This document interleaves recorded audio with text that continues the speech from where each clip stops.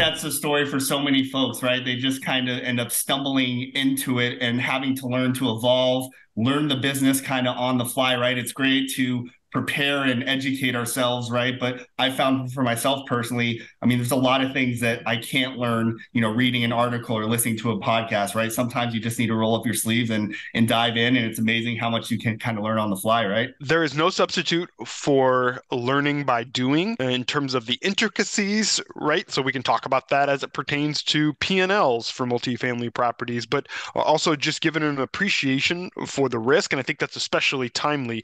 Over the last 2 to 3 years, there's been this belief that values will do nothing but go up. Interest rates can't go up. Well, history is one damn unprecedented event after another. And so we have to be prepared for the unexpected. And it's only, I believe, doing what you invest in and being involved in that at intimate levels that prepares you. Couldn't agree more. I think that's a great segue. That was actually one of the topics I'd like to cover. With interest rates over the last year rising, we've seen a shift in the economy. As of late, we're recording this on March 24th, 2023.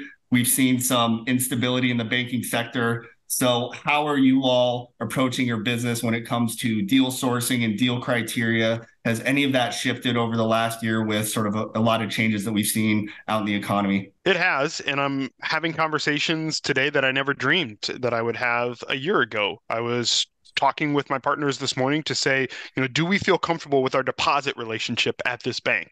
That just was never a question that entered my mind 12 months ago, and yet here we are. And so I believe this is an encouragement for those of us who are on the active side, why passive investors are always betting on the jockey, not the horse, right? Because it is your ability to navigate what's unexpected that drives value for your investors. That being said, in terms of how we look at investment opportunities, we are still very bullish on multifamily. I think rising interest rates only underscore the opportunity that exists with hard assets. The fact that I have a hedge against inflation, and multifamily is not immune to inflation, but our expenses do tend to lag, and we have opportunities to reset leases on an annual basis to go and capture additional income there. And so all of that, I think, makes it unique where we have a time-tested business here. In terms of how we've started looking at properties differently, we've really done the whole spectrum. I got into this business owning and operating a lot of C-class assets, and I always want to be quick to say, when we talk about these, we're not talking about people's character, we're just talking about these assets and renter by necessity classes. Certainly people who've made money out there, my personal experience is that that particular resident base is the base that is most susceptible to recessions that come in the economy. Unfortunately, recessions don't impact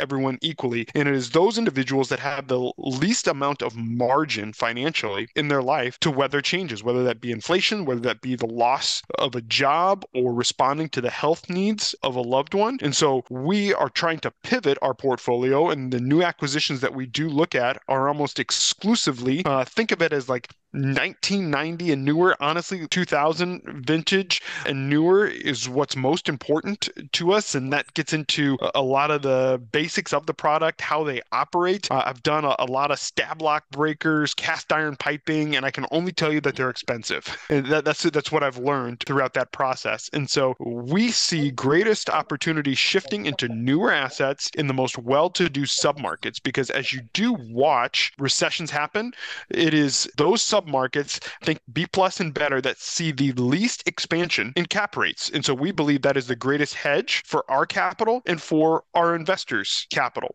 Further, and you can get stuck on, obviously those assets are going to trade for a higher dollar per unit than maybe a C-class asset, an older asset there, but there are some savings that you can find and some opportunities that you can find as you look into this business. Specifically, newer assets, obviously you're going to save on your repair and maintenance. You're going to find that they are generally cheaper to insure, and we still are looking for value add opportunities. Value add, we can go further into this, doesn't have to mean large construction, but if I do find these types of assets where they're trading on a reduced cap rate basis, executing a value add on those assets is going to produce a greater return than it will on another asset, right? If I can increase revenue on an asset that's going to trade at a 5 cap, well, that's going to have a more meaningful impact to the value of my asset than if I increase revenue by the same amount on an asset that's going to trade at a 6 cap there. And so therein lies kind of our investment thesis right now. Yeah, a lot of great points in there to unpack. I mean, to me, what stood out is as an active operator, right? It's first and foremost, it's our responsibility to protect capital. And as operators, we need to understand where we at in the cycle and what's going on.